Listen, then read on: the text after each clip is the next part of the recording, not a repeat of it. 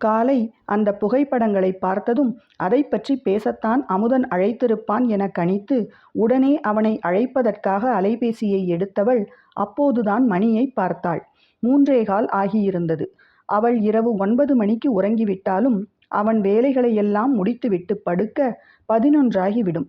எனவே எப்போதும் அவளை 3 மணிக்கு எழுப்பி விட்டுவிட்டு மீண்டும் உறங்குபவன் 4 மணிக்கே மறுபடி விழிப்பான் என்பது தெரியுமாதலால் அவன் உறக்கத்தை கலைக்க வேண்டாம் என முடிவு செய்துவிட்டு படிக்கத் தொடங்கும் முன் மீண்டும் ஒரு முறை அலைபேசியை எடுத்து அந்த படங்களை பார்க்க செல்லக்கிளி ஆன்லைனில் இருப்பது தெரிந்தது.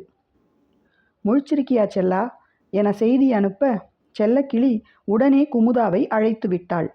மரகதம் சத்தம் கேட்டு எழுந்து விடாமல் அழைப்பை உடனே ஏற்று, "ஒரு நிமிஷம் செல்லா" என கிசுகிசுத்துவிட்டு அறையை விட்டு வெளியேறி அவர்கள் பேசுவது கேட்காத அளவில் சமையலறைக்கு வந்து